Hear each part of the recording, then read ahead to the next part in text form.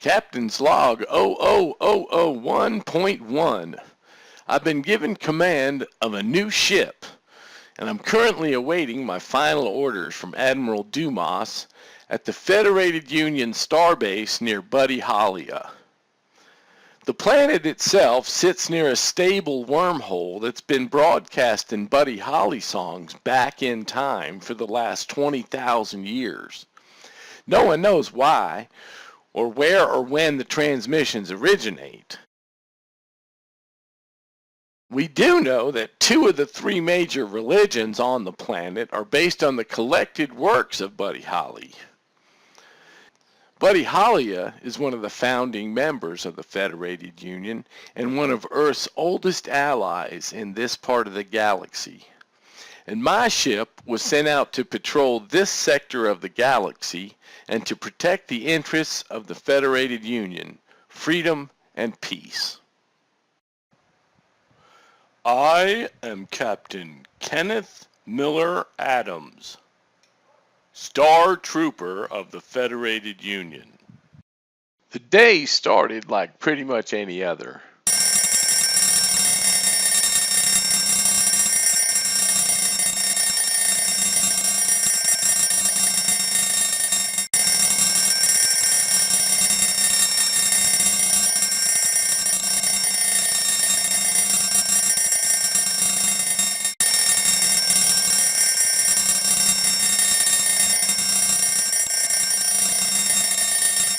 Good morning, Captain. Commander Bunnyworth will be in Docking Bay 4 at 0600, sir. You are to officiate the transfer of his command to the Venusian vessel. The Admiral would like your report on engineering, sir, and you've scheduled a surprise inspection at 7:30 a.m. with One-Eyed Robot Spider. The Doctor would like to see you in sickbay at 8 a.m., sir. She has an urgent personnel issue to discuss. Wait, personnel or personal? She sounded pissed. Alright, what else? And you're to meet with Admiral Dumas on the station at 10 o'clock. Remember to pronounce her name properly, sir. It's Dumas. Thank you, Sweetie Bear. My personal assistant and good friend Dolly Bear had a previous career as one of the daring Bears of Bazonia. A new command meant personnel changes, and my first officer, Commander Stephen J. Bunnyworth, was being transferred. Commander Bunny was from an old Earth colony that believed they evolved from rabbits. As far as we know, they didn't evolve from rabbits. They're just normal people. They just believe it, and we just kind of play along with it because, what do we care? We'd spent our last evening together just hanging out, and now it was time for goodbyes. Goodbye, Captain. You've been a good friend. Well, it was a pleasure serving with you there, Commander Bunny. You take care of yourself. Perhaps we'll meet again. Well, yeah, it's a big universe. I'm sure we'll meet again. Take care now. Goodbye then, Captain. Goodbye now. Take care. Okay. Yeah. Oh, I sent you a funny email.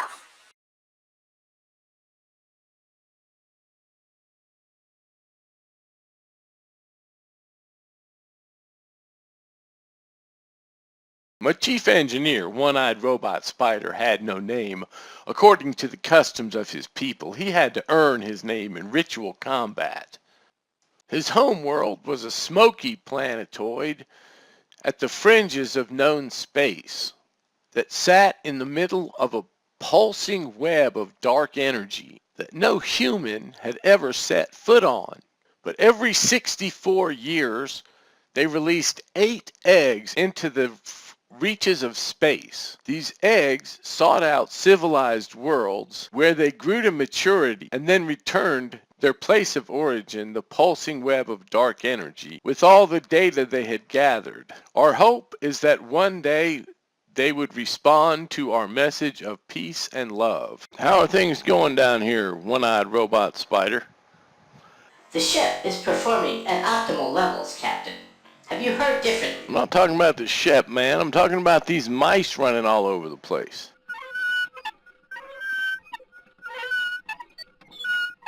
My people sometimes need to devour raw flesh, Captain. This has never been an issue before. Now listen, I have almost 300 different cultures represented in this crew. I do my best to honor everybody's needs and customs and whatever. But this is a safety issue. You can't have mice running all over the engine, especially with the Admiral coming down for an inspection. Don't have them running all over the engine room. Clean it up, all right? Aye, sir. My chief medical officer, Dr. Gorilla, and I have a complicated backstory. We served together before and formed an emotional bond during the shared personal trauma of an extreme crisis. Be still, little one. Well, hey there, Dr. Gorilla. Who's the little one here? I don't believe I've seen him before. He came aboard as part of a student group from Buddy Holly, sir. I've never seen his species before. When can I join your crew, Captain? Well, I have to meet with the Admiral in about 20 minutes, so if you're willing to wait, you might could have my job. You're funny. I'm here all week. The way you're carrying on, Kenneth, I don't suppose you've seen it yet. What? Well, it's just a bad Photoshop of me in a scene from Planet of the Apes. Well, how do you think that looks, Kenneth? You specifically request me to serve as your chief medical officer, and then something like this turns up. Well, I've known you for 32 years. We've served together before. Our records are spotless. I even became a member of your family that time on vacation, and I had to pick bugs out of your Uncle Leo's fur. I think we can weather this one, don't you? You're probably right. Uncle Leo says hello, by the way. I'm not ready to talk about it. Captain's log, stardate 00001.9. While it's true that this was a whole new area of space for me and for most of my crew, and this was a whole new ship, a whole new mission, my commanding officer, Colleen Dumas, was an old adversary, or acquaintance, not adversary. So how has your first day of command been? Been about what I expected. So, is that good or bad? Well, it's not good or bad. Just about what I expected it to be. So would you say your expectations were high or low? I'd say they were pretty realistic considering. This is not a difficult question, Kenneth. Well, I'm giving you the only answer I know how to give, Colleen. You're infuriating. You're a lot of work. At least tell me you've been briefed on the situation here on Buddy Holly. Well, I know that they're very religious people, and that their two main religions are based on the works of Buddy Holly, and that they don't get along at all. In the north, you have the Peggy Sueians, who revere Peggy Sue as a kind of a mythical mother figure. And to the south, you have the purists, the Orthodox Hollyists, who only believe in the lyrics to the song. The Peggy Sueians basically live in the jungle. They contend with these floating tentacle monsters, and because of this, their whole culture has much violent imagery and floating tentacle monsters. To the south, the Orthodox Hollyists enjoy economic prosperity much more so than their neighbors to the north. Their geography has left them vulnerable to sometimes devastating gravity storms, where gravity just intermittently shuts off and everything floats away. So they each have their own problems, their political differences, their religious differences, their differences in geography and culture, but all they have in common, it seems like, is the songs. And how do you plan to deal with the sometimes zealous nature of their faith, Captain? Hey man, if you believe in love, and I believe in love, then what do we got to fight about? All the rest of it we can work out. That's how I look at it. That was beautiful. Well, thank you. One more thing, Captain. This is Commander Sonny. He served as a Star Trooper for 12 years. And I want you to choose him as your first officer. Well, I'm used to being able to choose my own first officers. Is this an order? He's a good officer, Ken. He's well connected, and he can guide you through some of the pitfalls of dealing with the Buddy Hollyans. I really want you to consider this. Incoming transmission. Greetings, Admiral, Captain. First Minister, it's good to hear from you. Please, call me Colleen. Very well, Colleen. I'm afraid we don't have much time, however. There's a bit of a crisis in our capital of New Lubbock, and it involves one of your crew members. Wait, one of my crew members has taken hostages at the bank and you called the SWAT team on him? Your first officer is among 3 hostages, Captain. Of course, First Minister. We'll respond right away. This is the first we're hearing of it. We didn't know there was a crisis. I didn't know I had a first officer. The hostage crisis in New Lubbock was especially troubling today of all days, as it was considered a high holy day for both the Orthodox Hollyists and the Peggysuians.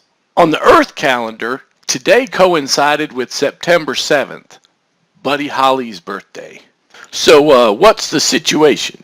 We have one guy with a bomb. He's got 4 hostages. One of them is your man. So what is he asking for? What does it matter what he's asking for? He's a blue shell. You can't reason with them. Oh, you mean he's a Peggysuian? There's no reasoning with them, Captain. So you all haven't even tried to talk to him? We tried. He won't talk to anyone but you. You're the Federated Union. What's with all the hostility? This used to be a decent place, Captain, where decent people lived. But it's not now. Look around you, Captain. It's all the blue shells.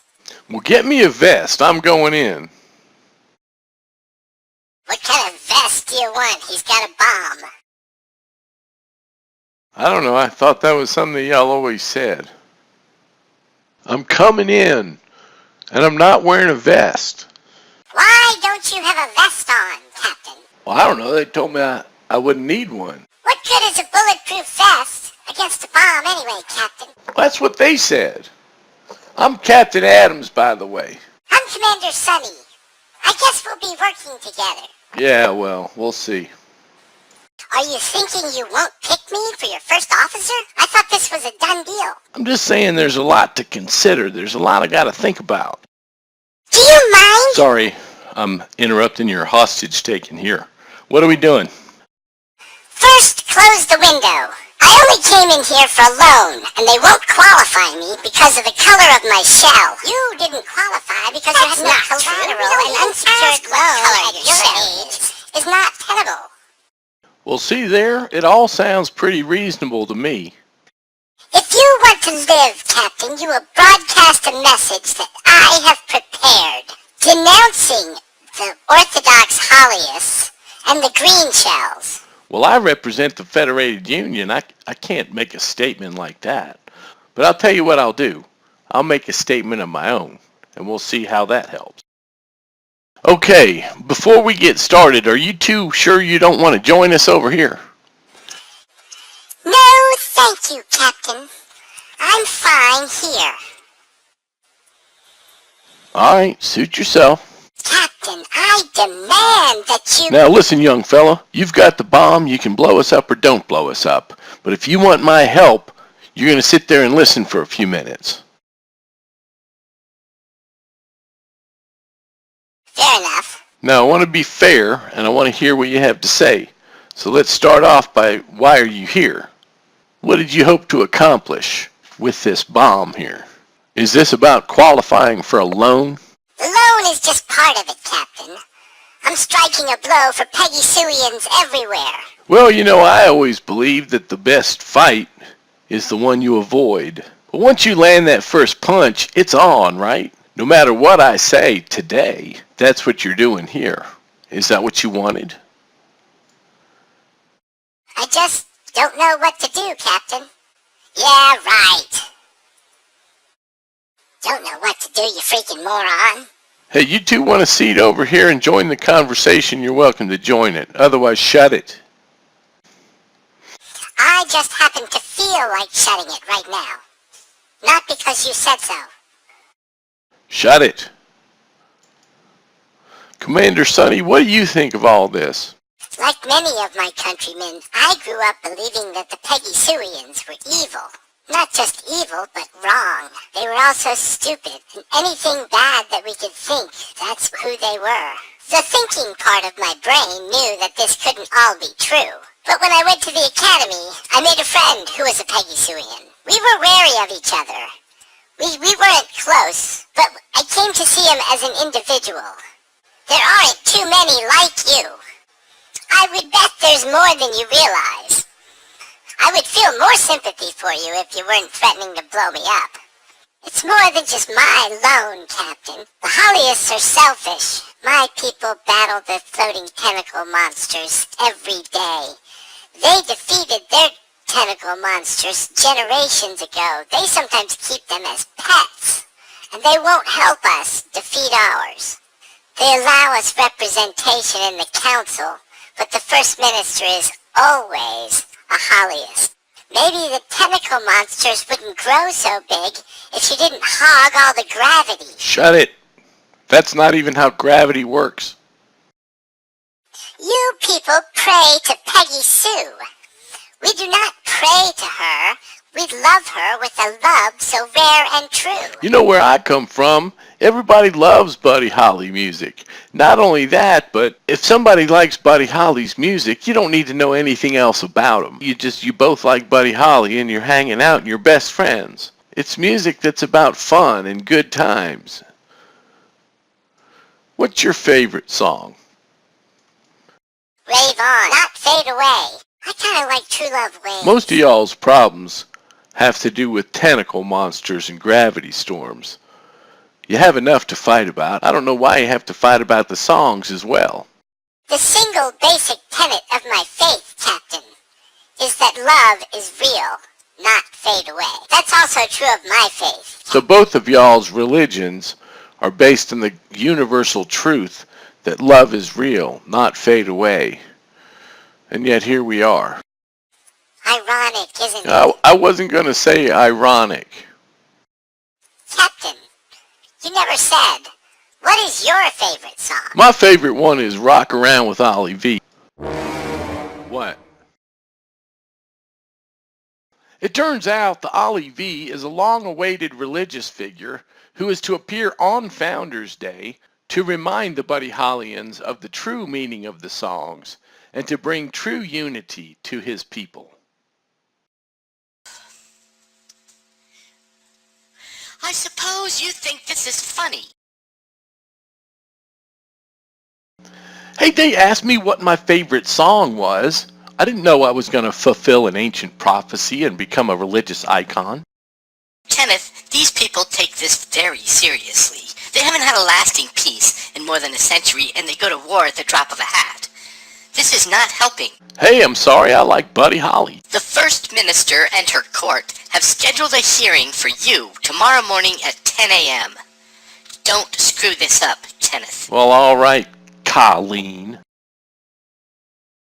Captain's Log 00001.19.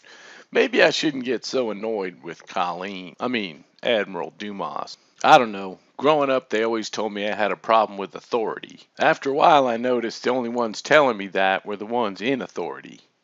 As annoyed as I was, though, she did have a point. Getting involved in these people's religion seemed to me about as wise as getting involved in a cat fight.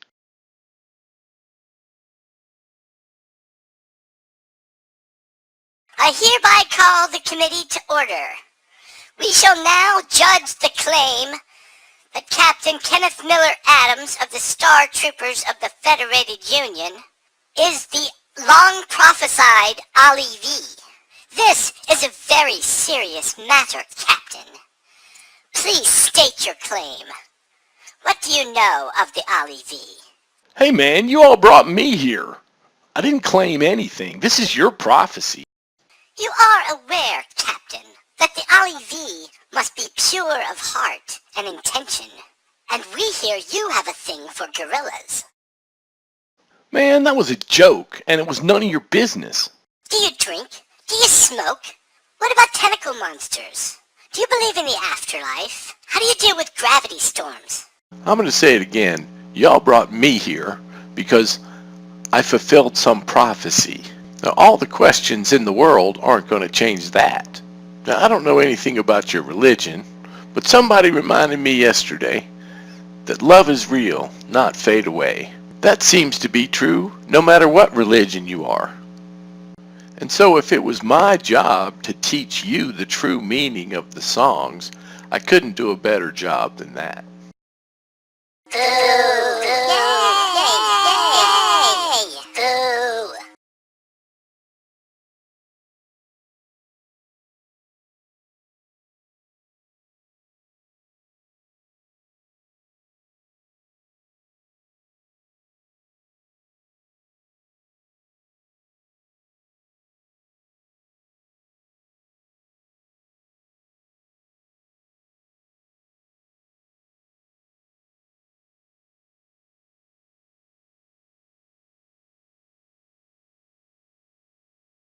Well, welcome aboard, Commander.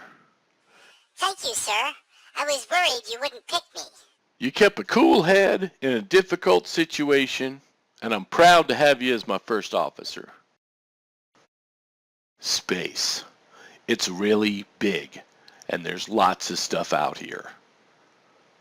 I am Captain Kenneth Miller Adams, Star Trooper of the Federated Union. These are my stories. If I had a theme song, I'd be playing it right now. Big giant monster.